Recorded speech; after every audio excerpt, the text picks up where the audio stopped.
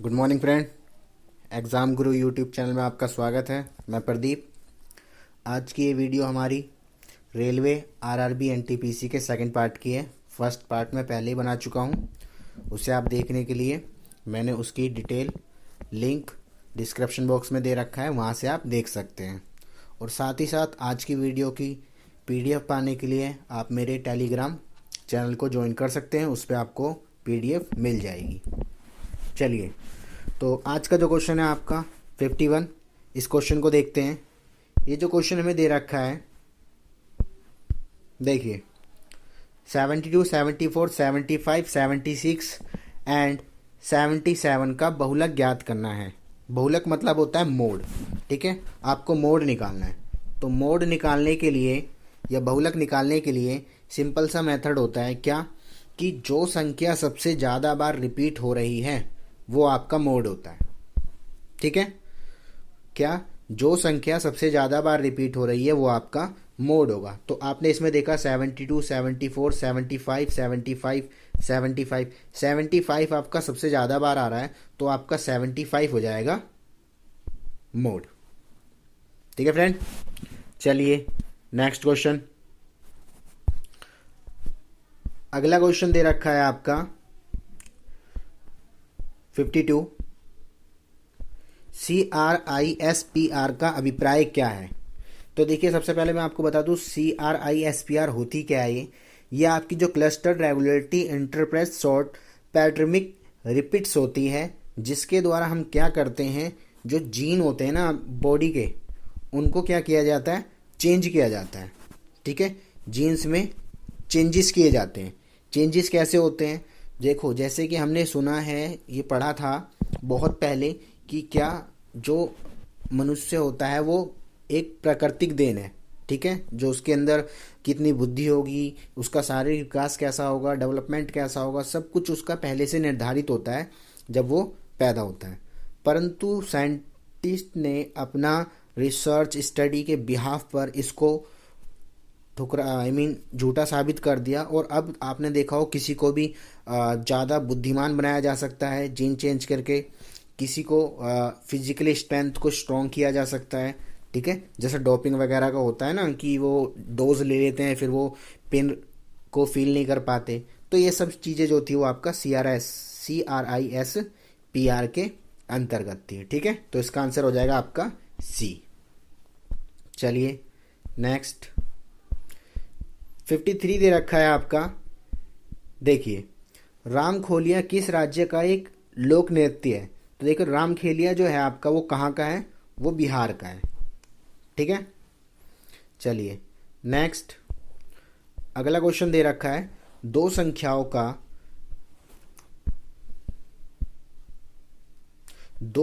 का HCF और LCM 7 और 252 दे रखा है। एक संख्या 28 है, तो दूसरी संख्या क्या होगी।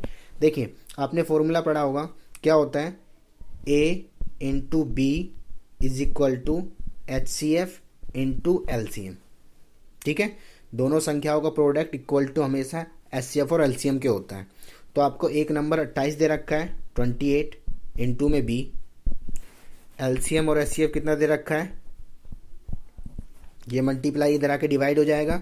तो B की वैल्यू क्या आ जाएगी, 7 × 252 अपॉन में 28। 7 से काटोगे 4 बार पे, 4 से काटोगे 252 को, 4 6 जा, ठीक है। आगे आपको काटने की जरूरत नहीं, आप ऑप्शन में देख लोगे कि इस पे जो प्लेस दे रखा है 6 का सिर्फ B है, तो B आपका हो जाएगा आंसर। बाकी आप काटो तो पूरा भी काट के देख लो। 4 6 जा 24, कैरी 1 12, 4 3 जा 12, ठीक है। क्लियर है फ्रेंड। चलिए अगला करते हैं। अगला आपको दे रखा है 55, निम्नलिखित में से किस उपग्रह को फरवरी 2015 में सूर्य से होने वाले अत्यधिक उत्सर्जन की निगरानी करने के लिए स्पेस एक्स द्वारा प्रक्षेपित किया गया था। ये 2015 का क्वेश्चन है। जो पावर ग्रिड संचार प्रणाली को पृथ्वी के नज़दीक उपग्रहों को प्रभावित कर सकता था। एक स्पेस एक्स छोड़ा गया था जो क्या करता था, वो संचार प्रणाली को पृथ्वी के नज़दीक उपग्रह तक इफेक्ट करता था। तो वो कौन सा था आपका, वो दे रखा था डिस्कवर, ठीक है, DSCOVER, आंसर हो जाएगा आपका बी। ठीक है फ्रेंड, चलिए अगला दे रखा है आपका, नीचे दिए गए एक कथन को कुछ निष्कर्ष दिए हैं, आपको इस कथन को सत्य मानना है और आगे फिर इसको निर्धारित करना है। ठीक है, तो आपका देखिए इसमें क्या दे रखा है, क्या दिया है कि रंजीत को अपने सहयोगी के सामने पर्यवेक्षक द्वारा अपमानित किया गया, यानी कि एक कथन बताए, डिटेल दी है क्या कि रंजीत को उसके फ्रेंड के सामने जो पर्यवेक्षक थे उन्होंने उसकी इंसल्ट कर दी। ठीक है, इंटरव्यू लेने वाले सपोज। तो अब इसका रिजल्ट क्या निकला कि जो पर्यवेक्षक है वो रंजीत को पसंद नहीं करते। देखो, रंजीत के फ्रेंड के सामने जो पर्यवेक्षक थे उन्होंने उसकी इंसल्ट करी। ठीक है, तो जरूरी नहीं है उसको अब पसंद नहीं करते, क्या पता उसने कुछ काम ऐसा किया हो, तो इसके बारे में हमें डिटेल नहीं दी है, यानी कि पहला सही नहीं हो सकता। सेकंड, रंजीत ने अपने सहयोगियों के बीच लोकप्रिय नहीं है, यानी रंजीत की जो अपने फ्रेंड के साथ रिलेशन है वो अच्छा नहीं है, ये भी कोई इसमें सत्य नहीं हो सकता, इससे भी कोई कनेक्शन नहीं है, क्योंकि भैया पर्यवेक्षक ने किया है तो इसमें फ्रेंड का कोई रिलेशन नहीं दिया है, तो दोनों ही नहीं हो सकते। इस सिचुएशन में आपका क्या हो जाएगा, ना तो एक होगा और ना ही दो, यानी कि आंसर डी। ठीक है फ्रेंड, चलिए अगले पे आते हैं। अगला आपका दे रखा है क्या, ये आपका डी हो गया। ठीक है, नीचे दिए गए आकृति को अध्ययन करें और उस पर आधारित सवालों के जवाब दें। ये आपको डायग्राम दे रखा है, देखिए चाय पीने वाला जो है ट्रायंगल है, कॉफ़ी पीने वाला आपका सर्कल है और जूस पीने वाला आपका स्क्वायर है। ठीक है फ्रेंड, अब इसमें डिटेल क्या पूछिए, कितने लोग हैं जो कॉफ़ी पीते हैं। कॉफ़ी मतलब क्या है, सर्कल वाला, तो सर्कल के अंदर जो जो नंबर है आपके उनको काउंट कर लेना है। 43 प्लस 38 प्लस 45 प्लस 23 प्लस 15। ठीक है, इन पांचों को आप ऐड कर लोगे, तो मैं यूनिट डिजिट ऐड करता हूँ। 3 और 8 11, 11 और 5 11 और ये 10 हो जाएगा, 21, 21 और 3 24, यानी यूनिट डिजिट में 4 होना चाहिए। तो यूनिट डिजिट में 4 कहाँ पे, आप खाली देखोगे बी के अंदर 4 दे रखा है, यानी कि बी हो गया आंसर। ठीक है, इस तरीके से आप करोगे क्योंकि हमें टाइम वेस्ट नहीं करना, जितना हो सके उतना इसको आसानी से कम समय में करना है। ठीक है, क्लियर। चलिए नेक्स्ट, आगे क्या दे रखा है, वही सब कुछ दे रखा है। कितने लोग चाय और कॉफ़ी पीते हैं लेकिन रस नहीं पीते, यानी कि चाय पी सकते हैं, कॉफ़ी पी सकते हैं, रस नहीं पी सकते, यानी कि वो आपका स्क्वायर के अंदर नहीं आना चाहिए, इन दोनों में कॉमन हो। ठीक है, क्योंकि आपका ये सर्कल वाला जो था क्या था, सर्कल वाला आपका कॉफ़ी है और चाय है। तो देखो सर्कल में आए, ट्रायंगल में आए, पर इसमें नहीं आना चाहिए। ऐसी कौन सी संख्या है, 43 सिर्फ सर्कल में आ रहा है, 38 भी सर्कल में आ रहा है, 24 भी खाली सर्कल में आ रहा है, 45 है जो सर्कल में भी है ट्रायंगल में भी है, तो यानी आपका आंसर हो जाएगा 45। आपको वो नंबर लेना है जो सर्कल में भी आए और ट्रायंगल में भी आए। ठीक है, तो 45 है, 23 नहीं हो सकता क्योंकि 23 जो है आपका वो थर्ड वाले में आ जाएगा, जूस वाले में, जूस की डिटेल हमें नहीं देनी है, तो आपका आंसर हो जाएगा 45, आंसर डी। ठीक है फ्रेंड, नेक्स्ट नीचे क्या दिया है, कितने लोग हैं जो रस और चाय पीते हैं, कॉफ़ी नहीं पीनी है। ठीक है, यानी सर्कल में नहीं होना चाहिए, तो सर्कल में नहीं होना चाहिए, 36 ही है जो सर्कल में नहीं है, बाकी उन दोनों में, तो 36 आपका answer, that mean answer will be B. चलिए नेक्स्ट, अगला आपको दे रखा है, एक सर्किट का प्रतिरोध दुगना किया जाता है तो वोल्टेज के समान रखने के लिए सर्किट में प्रभावी विद्युत धारा क्या होगी। तो देखिए जब वोल्टेज अगर दुगना होता है, ठीक है, वोल्टेज को दुगना करोगे तो आपकी जो रेजिडेंटल होगा, ठीक है, सॉरी ये वोल्टेज को नहीं, प्रतिरोध को दुगना कर रहे होंगे। यदि एक सर्किट का प्रतिरोध दुगना कर दें, हाँ प्रतिरोध मतलब आर को दुगना कर दिया जाता है, इसकी यूनिट ओम होती है, ऐसा यूनिट, तो विद्युत धारा जो होगी आई जो होती है वो कितनी होती है, इसकी हाफ हो जाती है। ठीक है, इतनी कम हो जाती है, तो आपका आंसर हो जाएगा हाफ, आधी घट जाएगी, यानी कि आंसर आपका बी। ठीक है फ्रेंड। चलिए अगला क्वेश्चन दे रखा है आपका, निम्नलिखित अव्यवस्थित वाक्यों में से एक सार्थक वाक्य बनाने के लिए उसे व्यवस्थित करें। तो देखो आपको ये दे रखे हैं सेंटेंस, ठीक है, आपको इसको अरेंज करना है। तो अब तो ये आपको ऑप्शन से लेकर के हमें करना पड़ेगा, ठीक है। अगर आप बी ऑप्शन लेते हो, ठीक है, बी, ए नहीं बी, देखो बी क्या कहता है, क्यों the growth in human population, उसके बाद S, around the world has affected, repeated again, the growth in human population around the world has affected, ठीक है, affected all the people through in impact on what the economy and environment. यानी कि अगर population growth होने लगी human की तो उससे क्या होगा, पूरे ब्रह्मांड में पूरे जो आपकी इकोनॉमी है और इन्वायरमेंट दोनों ही इफेक्ट करेगी, ठीक है, उस पर प्रभाव पड़ेगा। तो आपका आंसर हो जाएगा बी। चलिए अगला दे रखा है, चिन्हों में उपयुक्त समुच्चय का चयन कीजिए। आपको ये दे रखा है, इस चारों में से आपको ऑप्शन बताना है कौन सा सही है। तो इस तरह के तो आपको चारों करके देखने पड़ते हैं, पर हमें क्या करना चाहिए, नीचे से चेक करना चाहिए, क्योंकि ठीक है नीचे से आंसर जल्दी आ सकता है। तो देखो ऊपर से भी कर सकते हो, पर जहाँ तक मुझे है कि देखो 133 है, तो इसमें अगर डिवाइड कर दिया जाएगा, कहीं भी डिवाइड हो जाता है तो 133 आने से रहा, इसलिए हमें डी लगा के देखते हैं। 25 मल्टीप्लाई 5, और वैसे भी कोई भी हमेशा आप इस तरह के क्वेश्चन को नीचे से ट्राई करना। फिर क्या है, प्लस 17 माइनस 9, 25 5 जा 125, और 17 में 9 गया 8, 8 5 3, यानी कि आपका आ गया 133। तो आंसर आपका हो जाएगा डी। ठीक है फ्रेंड, चलिए अगला क्वेश्चन 63, एक दो अंकों की संख्या के अंकों का योग 13 दे रखा है, यानी कि आपको 2 डिजिट नंबर दे रखा है, ठीक है, कोई उसका जो सम है वो कितना है आपका 13। आगे वो कहता है यदि उन दोनों अंकों को आपस में बदल दिया जाता है तो संख्या 27 से घटती है बदली हुई संख्या ज्ञात करो। देखो आपके पास ये 4 ऑप्शन है, 8 5 13, 7 6 13, 6 7 13, 5 8 13, ठीक है, आप दोनों में से कोई से भी ले सकते हो। तो हम पहले से ही स्टार्ट करते हैं। सपोज अगर वो संख्या 85 हुई, इन दोनों का सम 13 आता है, जी हाँ इन दोनों का सम 13 आता है, यानी पहली सिचुएशन ठीक है। आगे कहता है इनको आपस में बदल दिया जाए, अगर इसको चेंज करते हैं हम तो कितना हो जाएगा भैया 5 और 8, ठीक है।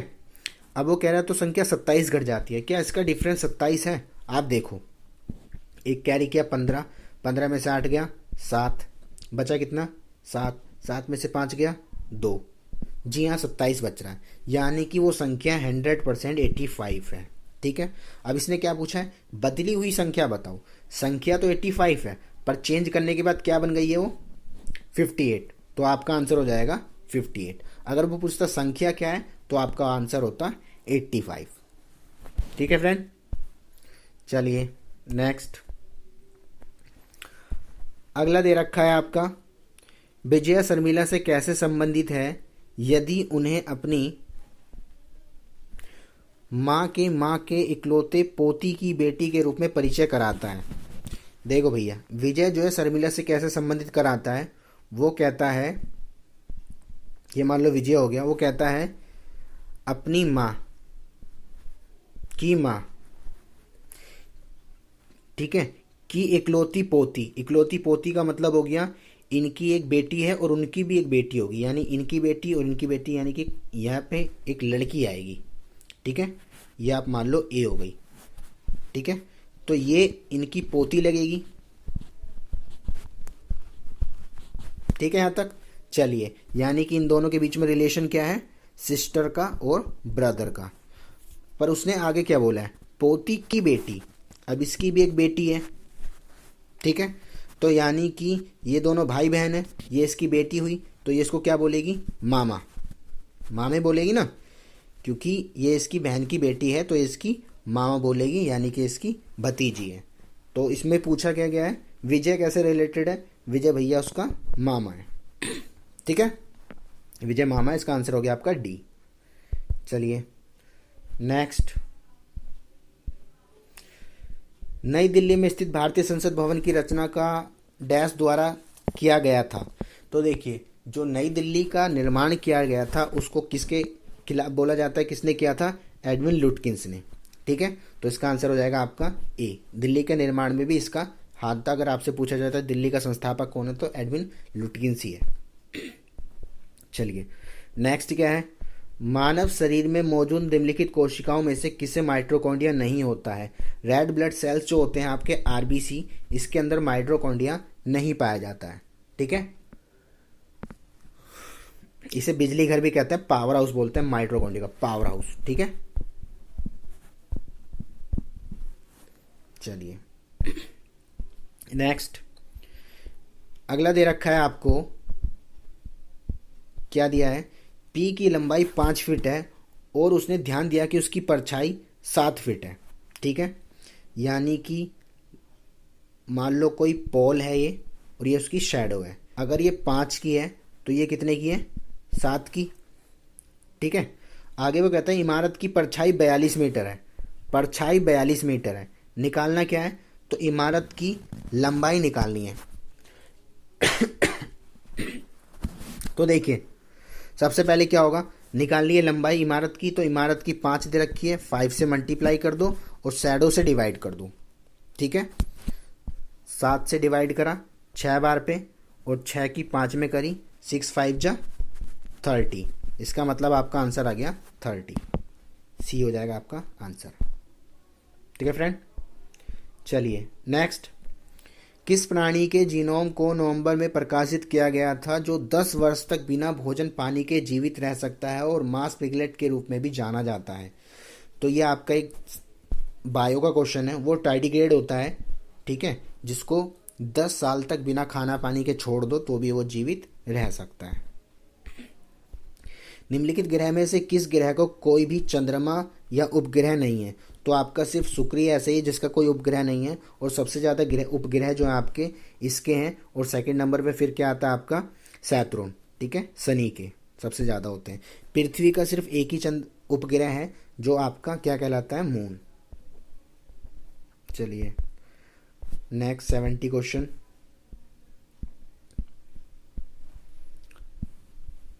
अगला क्वेश्चन दे रखा है, एक दुकानदार ने एक वस्तु को अंकित मूल्य 160 रुपये और रखा। यदि 10% की छूट देने के बाद उसका क्रय मूल्य 20% का लाभ मिलता है तो वस्तु का क्रय मूल्य निकालना है। आपको देखो एक फॉर्मूला पता होगा क्या? जो MP होता है बटे में CP होता है, वो 100 प्लस प्रॉफिट अपॉन में 100 माइनस लॉस या डिस्काउंट। इसमें आपको रखना है और आप सॉल्व कर लोगे। देखो MP दे रखी है 160, CP मुझे पता नहीं है, 100 और प्रॉफिट कितना है? प्रॉफिट है 20% का, 120, और छूट कितने की है? 10% की, यानी कि 90। 0 से 0 कट गया। ठीक है फ्रेंड, अब देखो 3 से काटेंगे, 3 3 जा, 3 से काटेंगे 4 बार पे। ठीक है, अब ये 4 से इसको काटूंगा मैं, कितना आएगा? 40 बार पे। 3 डिवाइड में इधर आके मल्टीप्लाई हो जाएगा, तो कितना आएगा? 40 इंटू 3। 40 इंटू 3 कितना होता है? 120। तो आपका आंसर आ गया 120, दैट मीन आंसर बी। ठीक है फ्रेंड, चलिए भारत के प्रधानमंत्री के पद हेतु नामांकित किए जाने पे एक व्यक्ति की न्यूनतम आयु कितनी होती है? तो देखिए एक व्यक्ति की न्यूनतम आयु जो होती है वो 2 तरीके से डिसाइड की जा सकती है।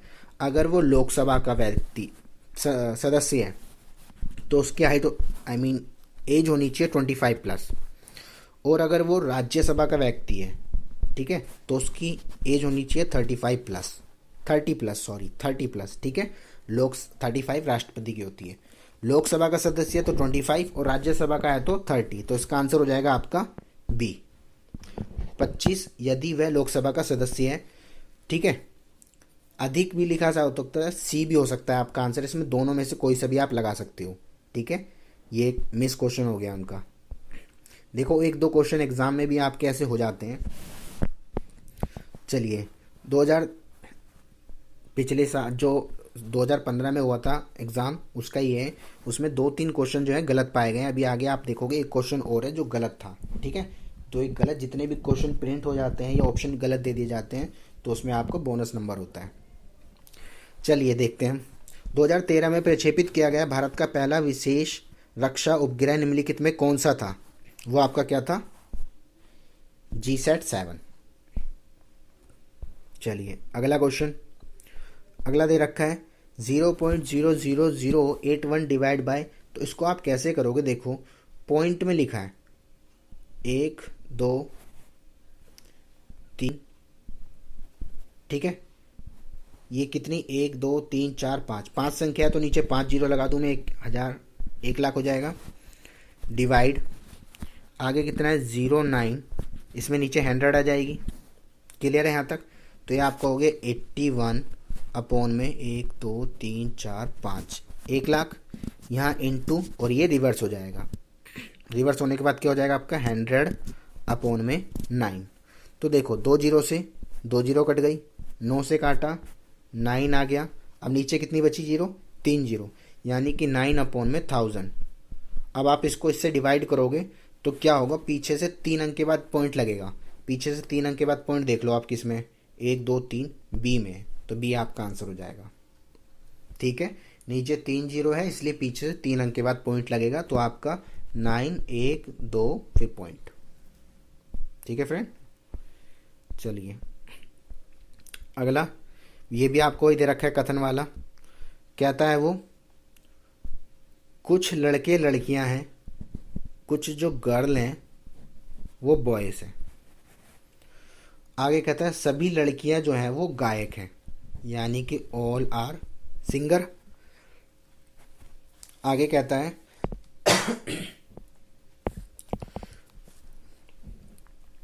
अब रिजल्ट इसका पूछा है, क्या बोलता है? कुछ गायक लड़कियां हैं, इसमें पूछ रहा है कुछ गायक लड़कियां हैं, कुछ गायक जो हैं वो लड़कियां हैं। जी हाँ, देखो क्या बोला है, सभी लड़कियां गायक है, तो जो कुछ गायक होंगी वो लड़कियां तो ओबियसली होंगी, यानी आपका पहला आंसर सही है। कुछ गायक लड़के हैं, जी हाँ वो भी हो सकते हैं, क्योंकि दोनों बॉयज़ और गर्ल्स में कॉमन है, तो सिंगिंग में भी कॉमन हो सकता है, यानी कि दोनों ही सही है आपके। तो आंसर हो जाएगा सी, 1 और 2 दोनों तर्क संगत है। चलिए अगला क्वेश्चन करते हैं। अगला दे रखा है महिलाओं ने पहली बार किस वर्ष में ओलंपिक खेल की सभी प्रतिस्पर्धाओं में हिस्सा लिया था? तो 2012 में, ये आपका जीके का क्वेश्चन हो गया, 2012 में सभी गेम में पार्टिसिपेट किया गया था by the women and girls. ठीक है फ्रेंड, चलिए अगला क्वेश्चन दे रखा है आपको 12 मीटर और 17 मीटर लंबे खंबे पर सीधे खड़े हैं। ये आपका 12 का हो गया और ये आपका सपोज 17 का हो गया। ठीक है, उनके पैरों के बीच की दूरी 12 है। अच्छा ये भी 12 दे रखी है, चलो जी। उनके शीर्ष के छोरों के बीच की दूरी ज्ञात करनी है, तो ध्यान से देखिए ये 12 है तो ये भी 12 होगा, और ये आपका कितना बचा 5, क्योंकि देखो ये 12 है, ये भी 12 हो गया, तो पूरा 17 था। अगर ये 12 है तो ऊपर वाला 5 बचा, और आपको ये निकालने को बोला है। तो ध्यान से देखिए, मैं ऊपर वालों को इस तरीके से बना सकता हूँ। ये आपको 12 दिया है, ये आपको 5 दिया है, तो ऑटोमेटिकली ये आपका 13 आएगा। ट्रिपलेट होती है 12 5 13 की। ठीक है, पाइथागोरस थ्योरम जो आपने पढ़ी है, देखो रूट के अंदर 12 का स्क्वायर प्लस 5 का स्क्वायर। ठीक है, 12 का स्क्वायर कितना होता है 144, 5 का स्क्वायर 25, 144 और 25 को जोड़ेंगे 169, और 169 का स्क्वायर रूट होता है आपका 13, तो आंसर हो जाएगा 13। ठीक है फ्रेंड, चलिए अगला है बाह्य अंतरिक्ष में यात्रा करने वाला प्रथम मानव कौन था? तो प्रथम मानव जो था वह आपके कौन थे अंतरिक्ष में? Yuri Gagarin. ठीक है फ्रेंड, नील आर्मस्ट्रॉन्ग नहीं, ये नील आर्मस्ट्रॉन्ग जो थे वो मून पर रखने वाला पहला कदम व्यक्ति था। ठीक है, और जो अंतरिक्ष में स्पेस में जाने वाले व्यक्ति थे वो आपके यूरी गागरिन थे। ठीक है, जो 1934 में ये पैदा हुए थे। ठीक है, चलिए अगला है भारतीय बाघों की घटती आबादी के संरक्षण के लिए शुरू की गई भारत की सर्वाधिक प्रसिद्ध वन्य जीवन संरक्षण परियोजना प्रोजेक्ट टाइगर कौन से साल शुरू की गई थी? यह आपने पढ़ा होगा एसएसटी में 1973। ठीक है, इसके अंतर्गत शुरू की गई थी, भारत में कई राज्यों में शुरू करी गई थी बाघ प्रोजेक्ट, टाइगर प्रोजेक्ट, जिसके अंतर्गत उनको संरक्षित किया गया था। आगे, ब्रह्मपुत्र नदी निम्नलिखित में किस देश से होकर प्रभावित नहीं होती है? तो आपने देखा होगा जो ब्रह्मपुत्र नदी है वो आपकी, अगर मैं ऐसी कुछ बात करूँ, मैप थोड़ा अच्छा नहीं बना है, यहाँ पर आपका चाइना है, तो यहाँ से निकलती है तिब्बत से निकलते हुए यहाँ से आती है, ठीक है, तो यहाँ से होते हुए आती है, यानी कि फिर वो बंगाल की खाड़ी में गिर जाती है। अब आपसे पूछा है वो क्या, कि किस देश से नहीं होती है? चीन से निकलती है, तिब्बत तो है ही, बांग्लादेश में भी जा करके गिर के फिर बंगाल की खाड़ी में गिरती है, भारत में तो जाती है 1480 या 1428 किलोमीटर के आसपास का ट्रैवलिंग करती है, और नेपाल में नहीं जाती है, ठीक है, नेपाल आपका यहाँ से रहता है, नेपाल यहाँ पर है, तो ये नेपाल से वंचित हो जाती है, अर्थात आपका आंसर हो जाएगा कहाँ पे, नेपाल में ये नहीं जाती है।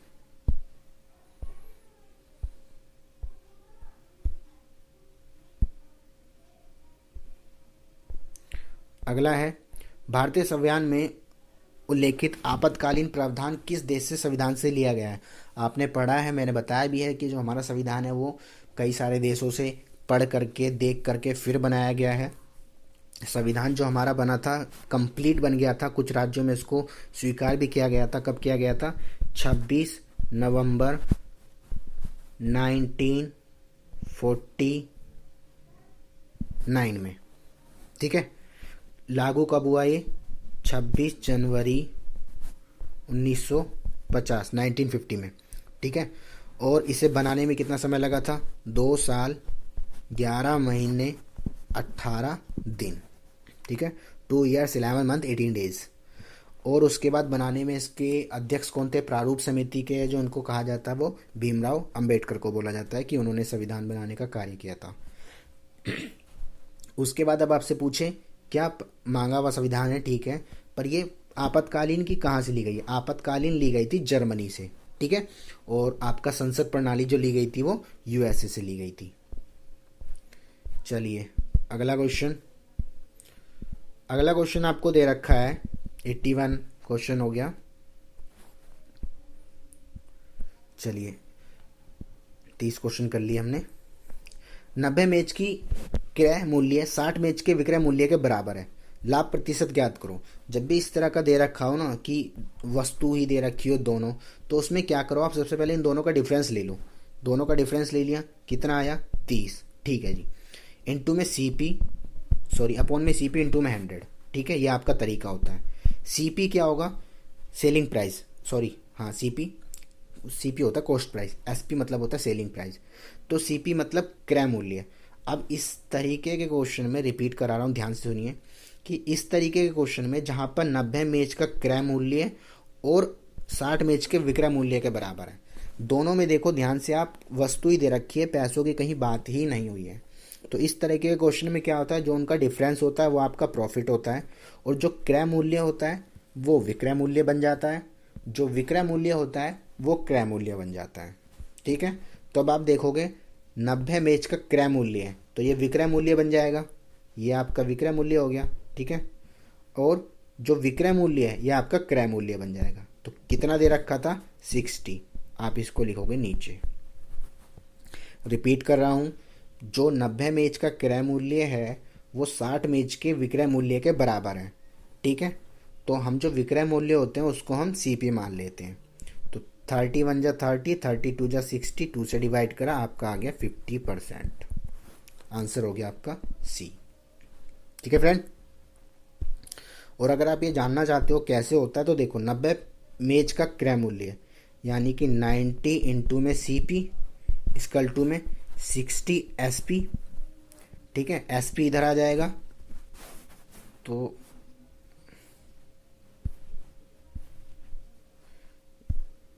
ये आपका सीपी अपॉन में एसपी, ये इधर चला जाएगा, 60 अपॉन में 90, ठीक है। तो अब आप देखो ऑटोमेटिकली सीपी 60 के इक्वल हो गया ना, इसलिए मैंने रखा था, ठीक है। आप इस तरीके से भी कर सकते हो, डिवाइड कर दो, 33 जा 32 जा, तो आपका कितना आ गया? 2 अपॉन में 3, ठीक है। अब देखो 2 रुपये की चीज़ 3 रुपये में बेच रहे हैं, ठीक है, प्राइस से ले लो, 2 रुपये की चीज़ 3 रुपये में बेच रहे हैं, कितने का प्रॉफिट हो गया? 1 रुपये का। सीपी कितना है? सीपी आपका 2 दे रखा है, 2 इन 2 में कर दो डिवाइड, 50%, ठीक है। तो आप इस तरीके से भी निकाल सकते थे। बहुत सारे तरीके होते हैं एक ही सवाल को करने के लिए, ठीक है। चलिए अगला क्वेश्चन दे रखा है, 45 सेंटीमीटर लंबी और 35 सेंटीमीटर चौड़ी आयताकार चादर के कोनों में 5 सेंटीमीटर की भुजा के 4 वर्ग काटे गए हैं और बाकी बची हुई चादर का खुला बॉक्स बनाया गया, तो उसका आयतन निकालना है। तो फ्रेंड देखिए, आपको एक सपोज कोई रेक्टेंगल दे रखा था, ये 45 था, ये आपका 35 था, ठीक है। अब उसने कहा है यहाँ से एक कोना काटा है, एक यहाँ से, एक यहाँ से और एक यहाँ से, ठीक है। यानी 5 का है ये, 5 इधर से गया, 5 इधर से गया, 10 चले गए तो ये बचा आपका 35। 5 इधर से गया, 5 इधर से गया तो ये 10 चला गया, तो आपका कितना बचा 25। यानी लेंथ हो गई 25 और ब्रेथ हो गई, लेंथ हो गई 35 और ब्रेथ हो गई आपकी 25। क्लियर है फ्रेंड यहाँ तक। अब देखिए, जब इन्होंने इससे काट लिया है ना, तो ये जो 5 सेंटीमीटर है इनको इसने खड़ा कर दिया होगा, ठीक है। तो ये कुछ खड़े हो गई होंगी, तो यानी कि क्यूबॉइड बन जाएगा। अब क्यूबॉइड का आपको वॉल्यूम निकालना है, तो इसकी हाइट कितनी होगी 5, घनाभ की हाइट 5 हो जाएगी, ठीक है फ्रेंड। तो आपका क्या होगा, इसको आप नोट कर लेना। देखिए अब आपका हो जाएगा, लेंथ जो दे रखा है, जो लेंथ है वो हो गई 35, ब्रेथ आपकी हो गई 25 और हाइट हो गई आपकी 5, ठीक है। इन तीनों की मल्टीप्लाई कर दोगे, अब आपका आंसर हो जाएगा, ठीक है। 35 इंटू 25 इंटू 5, तो 35 इंटू में 25, 5 जब 125, इसको मैं 5 और 7 कर सकता हूँ, तो इसको 7 इंटू में 6 टू 5, 7 6 42, यानी कि 4000 प्लस आएगा, 4000 प्लस में डी आपका आंसर दिख गया, डी, ठीक है। आप मल्टीप्लाई कर लोगे तो भी वही आएगा, हमें मल्टीप्लाई करने की ज़रूरत है नहीं खास, हमें तो सिर्फ पता लगाना होता है आंसर कौन सा है। चलिए आगे दे रखा है 8 के प्रथम 20 गुणकों का औसत क्या होगा। तो देखिए 8 यानी कि 8 plus 16 plus 24 dot dot dot dot dot 20 into 8 तक, ठीक है। तो ध्यान से देखिए, 8 अगर मैं कॉमन ले लूँगा तो अंदर बचेगा मेरा 1 plus 2 plus 3 dot dot dot dot 20 तक, ठीक है फ्रेंड। अब जो हमारा इसका आंसर है ना, बहुत सिंपल है। क्या होता है, अंदर कितनी संख्या है 20 संख्या है, तो आप क्या करो, मैं इसको अभी 20 संख्या है ना, तो 20 इंटू में एक प्लस कर दो 21, ठीक है, अपॉन में 2, ठीक है फ्रेंड। और सारा का सारा नंबर जो किसका मल्टीपल है 8 का, तो 8 से मल्टीप्लाई करनी पड़ेगी, 2 से काटोगे 10 हो जाएगा, ठीक है। एक सेकेंड मैं यहाँ करा देता हूँ। इसका जो फॉर्मूला हो जाएगा औसत का निकालने का,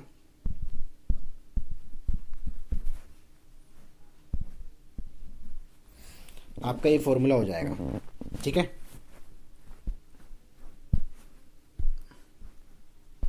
एक सेकेंड, n+1 अपॉन में 2, औसत निकालने का फॉर्मूला आपका ये होता है।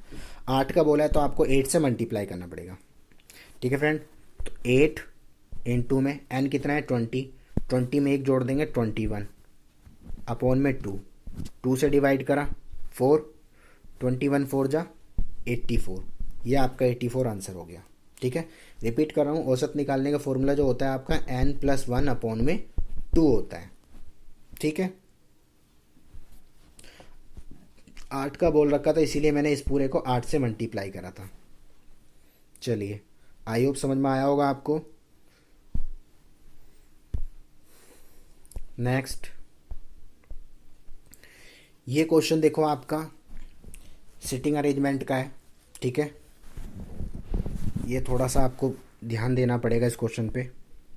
प्रिया, मोहित, गिरजा, प्रीति और विजय, अनिल और रीटा गोलकार मेज के चारों और मेज के सामने मुंह करते हुए बैठे हैं, ठीक है। रीता जो अविवाहित है अपने अच्छे, यहाँ तक हमने पढ़ लिया। चलिए देखो, ये एक गोल मेज हो गया, कितने जने हैं ये 7 जने हैं, 1 2 3 4 5 6 7, आपके 7 लोग हो गए। अब इसमें क्या बोला है पहली लाइन कि रीता जो अविवाहित है अपने सबसे अच्छे दोस्त गिरिजा के बाईं तरफ दूसरे नंबर पर बैठी है। ठीक है, यानी कि बाईं तरफ दूसरे नंबर पर बैठी है। ठीक है फ्रेंड, तो अब देखिए क्या बोला उसने। रीता जो अविवाहित है अपने सबसे अच्छे दोस्त गिरिजा के बाईं तरफ बैठी है। ठीक है, सपोज यहाँ आपकी हो गई रीता।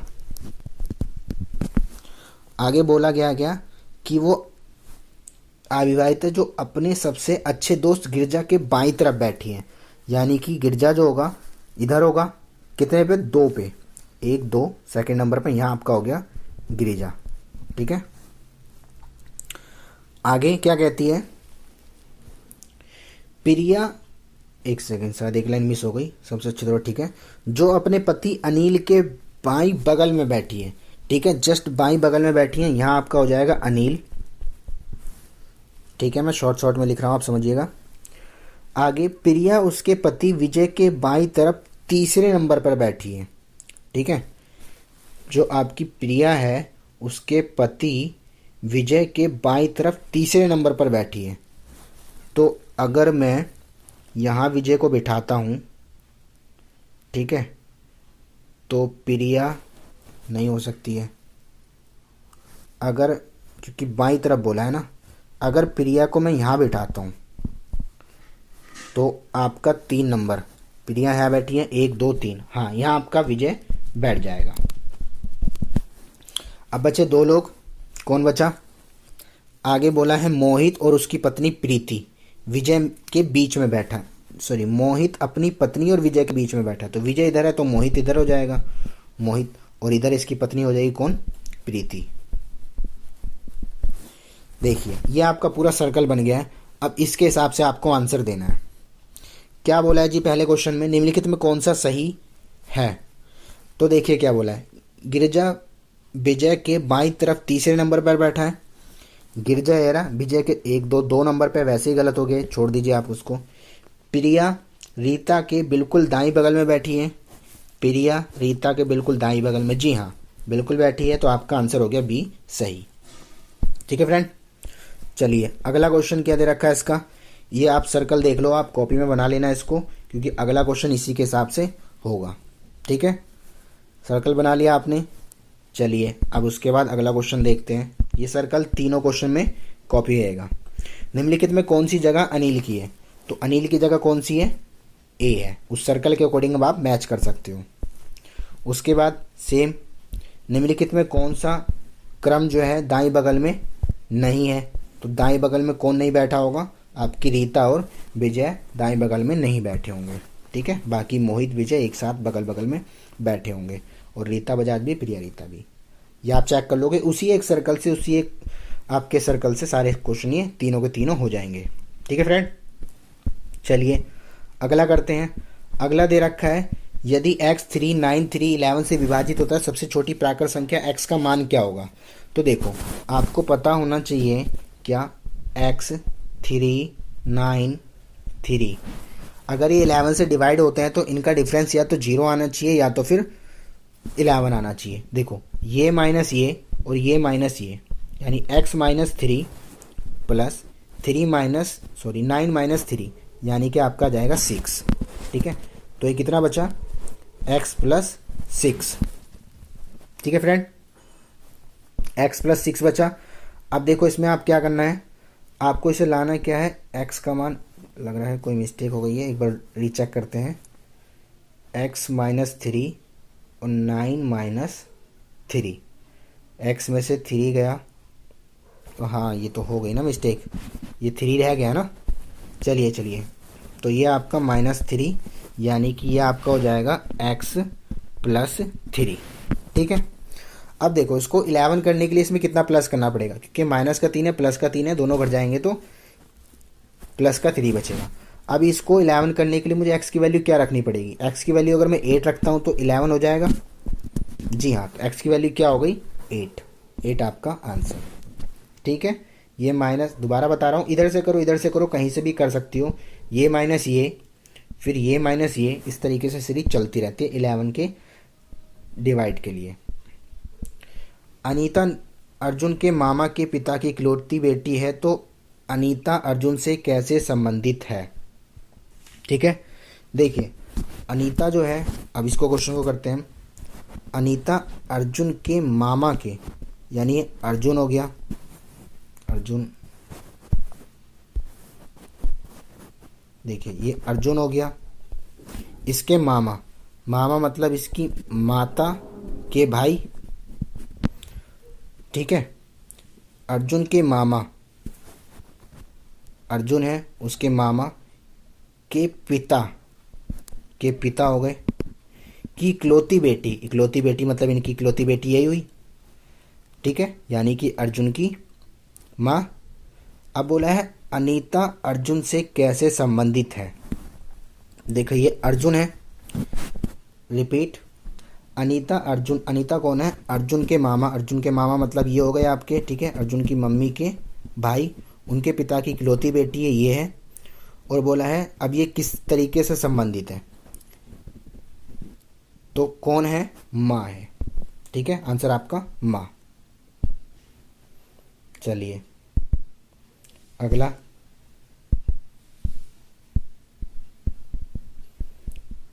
अगला दे रखा है 19, 13, 21, 22 का एलसीएम निकालना है। तो देखो एलसीएम के लिए कुछ कॉमन दिख नहीं रहा है इसमें, मुझे सबकी मल्टीप्लाई कर दो आप, एलसीएम आपका ऑटोमेटिकली आ जाएगा।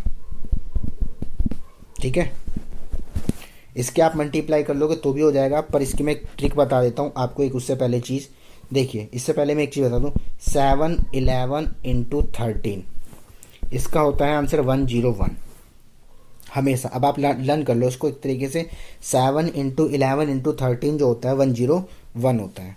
ठीक है, एक चीज़ ये पता लग गई। दूसरी चीज़ 1001 की किसी से भी मल्टीप्लाई करो 3 डिजिट के, किसी से भी, अगर आप मान लो इससे करते हो तो आपका आंसर क्या आएगा, यही संख्या को आप 2 बार लिख दोगे। ठीक है, यानी कि 764 764, ये हमेशा से एक तरीके से समझ लो आप ट्रिक है। ठीक है, अभी बताता हूँ कैसे काम करेगी ये ट्रिक। देखिए यहाँ 21 को मैं लिख सकता हूँ 7 इंटू 3, आगे 22 को लिख सकता हूँ 11 इंटू 2, ये भी हो गया, ये भी हो गया, आगे 13 और इंटू में 19। ठीक है फ्रेंड, तो 7, 11, 13 ये आपका 1001 हो गया।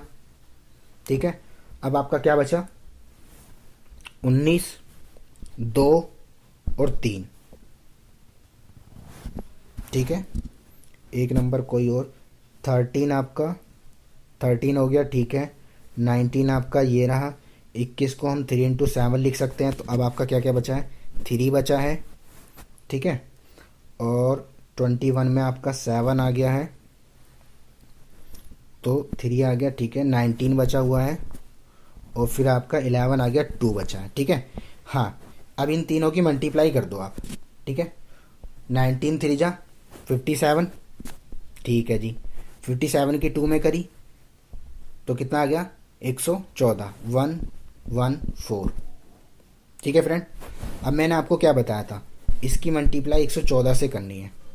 ठीक है, यानी कि अब मैं थोड़ा स्कोर क्लियरली लिख देता हूँ। हमने इसको सॉल्व करा तो आया, क्या आया हमारा आया 7 इंटू 11 इंटू 13 इंटू 114। ठीक है फ्रेंड, इसको मल्टीप्लाई करके 1001 आया, इंटू में 114। मैंने आपको बताया था इसकी मल्टीप्लाई जब भी करते हैं पीछे वाली संख्या को 2 बार लिख दो, ये ट्रिक है। अब आप आंसर चेक कर लो कौन सा है, आपका आंसर ए। ठीक है फ्रेंड, चलिए अगला, निम्नलिखित भारतीय राज्यों में से किसमें केसर की खेती की जाती है। केसर की खेती, एप्पल की खेती सबसे ज़्यादा आपके कश्मीर में की जाती है। ठीक है, चलिए निम्नलिखित में से किस जर्मन वैज्ञानिक ने एक्स किरण की खोज की थी। कॉनरेड ने की थी, विलेम रोंजेट कॉनरेड। आपका आंसर हो जाएगा ए। ठीक है, चलिए अगला, चिन्हों में उपयुक्त समुच्चय का चयन कीजिए। मैंने आपको बताया था ना, इन क्वेश्चन को हमेशा नीचे से चेक किया जाता है। चलिए 84 डिवाइड 12, आगे फिर क्या है मल्टीप्लाई 5, फिर क्या है प्लस 6। तो 12 से डिवाइड करेंगे बोर्ड मास के अकॉर्डिंग, 7 जा 84 इंटू में 5 प्लस 6, तो फिर मल्टीप्लाई करते हैं, 7 पंचे 35 प्लस 6 41। जी हाँ सही है, इसका आंसर डी हो गया। इस तरीके के क्वेश्चन में आपको हमेशा नीचे से ट्राई करना है, ठीक है, तो आंसर जल्दी मिल सकता है। अगला, निम्नलिखित में कौन सा जल प्रदूषण का कारण नहीं है? समुद्री डॉपिंग, घर का कचरा, तट पर मछली पकड़ना। देखो अगर तट पर मछली पकड़ रहे हो तो उससे जल प्रदूषण नहीं होता, ठीक है, तो आपका आंसर सी सही है। बाकी सारे कारण हैं किस चीज़ के, जल में पॉल्यूशन फैलाने के। अगला दे रखा है, इस यामिनी पत्रकार और राजनेता को मानव अधिकार के क्षेत्र में उसके योगदान के लिए 2011 में नोबेल शांति पुरस्कार से सम्मानित किया गया, वह कौन है? तो वह आपके कौन है? एलेन सरलीफ। मैं एक नोबेल के ऊपर भी वीडियो बनाऊंगा, उसमें आपको मैं नोबेल प्राइज़ क्यों दिया जाता है, कब से दिया जाता है, भारत में कितने लोगों को नोबेल प्राइज़ मिल चुका है, सबकी डिटेल दे दूंगा, ठीक है फ्रेंड। चलिए अभी आपका आंसर ये हो गया। आते हैं 94 पे।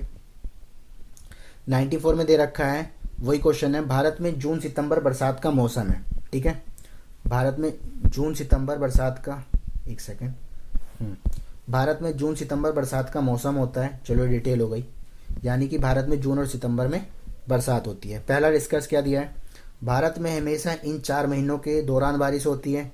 जी नहीं, ऐसा कोई भी फिक्स नहीं है। भारत में केवल बरसात के मौसम के दौरान ही बारिश होती है, ऐसी भी कोई डिटेल नहीं दी है। इसका मतलब आपका दोनों ही गलत है, तो आंसर हो जाएगा डी, ठीक है फ्रेंड। चलिए अब आपके 4 क्वेश्चन और बचे हैं। अगला दे रखा है, स्वतंत्रता से पूर्व निम्नलिखित में कौन से एक फ्रांसीसी कॉलोनी नहीं थी? तो देखिए फ्रांसीसी कॉलोनी की बात कर रखी है और सारे इलाके आपके दे रखे हैं कहाँ के, इंडिया के, पांडिचेरी, पटना, सूरत, गोवा। तो ये आपका आंसर जो था, क्वेश्चन गलत प्रिंट हो गया था, इसके आपको मार्क्स मिलेंगे, ठीक है। अगला क्वेश्चन दे रखा है, थर्ड लास्ट है ये, ABCDF सिमिलर है, समरूप है।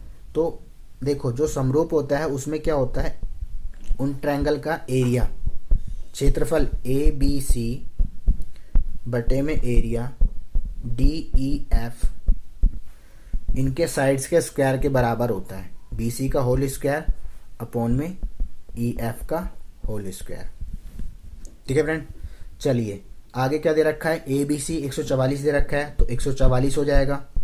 नीचे वाले को हम जो निकालना है इसको x मान लेते हैं। आगे BC दे रखा है 4 का स्क्वायर हो जाएगा। EF दे रखा है 7 का स्क्वायर हो जाएगा, ठीक है। अब आप इसको सॉल्व करोगे तो 4 जा 16 हो जाएगा। 16 से 144 को काटोगे, कितनी बार पे आएगा, 9 बार पे, यहाँ 9 बार पे। और आगे फिर क्या आएगा, 7 का स्क्वायर 49, इससे मल्टीप्लाई हो जाएगी। 49 से मल्टीप्लाई कर लोगे तो 9 9 जा 81, लास्ट में 1 आ रहा है, देखो 1 किस में, सी में, सी आपका आंसर हो जाएगा, ठीक है फ्रेंड। चलिए अगला क्वेश्चन दे रखा है, पशुओं की प्रजातियां ज्यादातर के कारण लुप्त होती जा रही है। कौन सा रीजन है जिसकी वजह से पशुओं की जातियां जो है लुप्त होती जा रही हैं, यानी कि खत्म हो रही है? आवास विखंडन, जी हाँ सबसे बड़ा रीजन यही है, क्योंकि क्या, जैसे जैसे आवास बढ़ रहा है वैसे वैसे हम जंगलों की कटाई कर रहे हैं, तो उनसे जंगल नहीं रहेंगे तो ऑटोमेटिकली आपकी जो प्रजातियां हैं पशुओं की वो कम हो जाएंगी। अगला है, सेकंड लास्ट क्वेश्चन है आपका, देखिए 3.26 इंटू में 7.2, इसको आप मल्टीप्लाई करोगे, ठीक है, मल्टीप्लाई करने के बाद पीछे से 3 अंक के बाद पॉइंट लगा दोगे तो आपका आंसर हो जाएगा, ठीक है। ये भी तरीका है और मैं आपको इसको डिजिटल सम के थ्रू भी बता सकता हूँ। डिजिटल सम में क्या होता है, प्लस संख्या को ऐड करते हैं और 9 का मतलब होता है 0, ठीक है, 9 का मतलब 0। जैसे देखो 3 और 2 इनको प्लस करना है, 3 + 2 + 6, पॉइंट वगैरह सब भूल जाओ। 3 2 5, 5 और 6 11, ठीक है, 11, यानी 11 को प्लस करेंगे तो 1 और 1 2, यानी कि इसका आगे आपका 2, ठीक है। आगे 7 और 2 9, 9 का मतलब 0, 0 की 0 2 से मल्टीप्लाई करी तो ऑल 0 हो गया, यानी इस पूरे का जो आंसर आ रहा है वो 0 होगा। अब इस ऑप्शन में देखो ऐसा कौन सा है जिसका 0 है, जिसका 0 हो जाएगा वही आपका आंसर हो जाएगा। चलिए देखें, 2 और 3 5, 5 4 9 और 2 11, 11 का मतलब 2 आएगा, ये आंसर नहीं हो सकता। 2 और 3 5, 5 और 4 9, 9 और 7, 9 का मतलब भी 0 हो गया, और आगे 7 और 2 9, फिर 18, यानी कि टोटल 18 हो गया। 18 भी मतलब 9 होता है, यानी कि 0। तो आपका बी का आंसर आ गया 0। ठीक है, आप स्क्रीनशॉट ले लो। चलो दोबारा बताता हूँ, इसका जो आप देखोगे, ये जो आपका 2 + 3 + 4 + 7 + 2, ठीक है, 4 3 7, 7 और 2 9, 7 2 9, 9 9 18, 18 में को प्लस करेंगे 1 और 8 9, 9 का मतलब 0 हो रहा था, तो आपका आंसर हो गया बी। इस तरीके से भी पता करते हैं, इसे डिजिटल सम कहते हैं। ठीक है, डिजिट सम आप चाहो तो इससे कर लो, या बाकी आप मल्टीप्लाई करके वैसे भी कर सकते हो। आज का लास्ट क्वेश्चन 100 क्वेश्चन है, ये आपका दे रखा है, मूल तत्वों की आवर्त सारणी बनाने वाले पहले वैज्ञानिक कौन थे। आपने पढ़ा होगा, 10th क्लास में दे रखा है, चैप्टर नंबर 5 है, क्लासिफिकेशन ऑफ एलिमेंट, तत्वों का वर्गीकरण। तो उसमें आपने पढ़ा होगा, जो तत्वों का आवर्त सारणी बनाने में सबसे बड़ा योगदान था, वो आपने किसने दिया था भाई, मेंडलीफ ने दिया था। ठीक है, इन्होंने जब बनाया था उस समय इनके पास टोटल 56 एलिमेंट थे, 56 से ज़्यादा एलिमेंट थे। ठीक है, मेंडलीफ, बट इनकी भी छोटी सी कमी हो गई थी, हाइड्रोजन और ऑक्सीजन को सही प्लेस नहीं दे पाए थे। ठीक है, चलिए ओके फ्रेंड, आपके 100 क्वेश्चन कंप्लीट हो गए हैं। आई होप आपको इस वीडियो मेरी पसंद आएगी। अगर पसंद आई है तो इसको लाइक करें, शेयर करें, सब्सक्राइब करें। इसी तरीके से न्यू यूज़र जो सब्सक्राइब करें, इसी तरीके से मैं और भी वीडियोस अपलोड करता रहूँगा। और हाँ, अगर आपको इसकी PDF चाहिए तो मैं डिस्क्रिप्शन बॉक्स में इसके लिंक दे दूँगा, आप टेलीग्राम चैनल मेरा ज्वाइन करके वहाँ से ले सकते हैं। मैंने कई सारी ऑलरेडी उसमें वीडियो डाल रखी है और PDF भी रखी हुई है। आज के लिए थैंक यू, चलिए।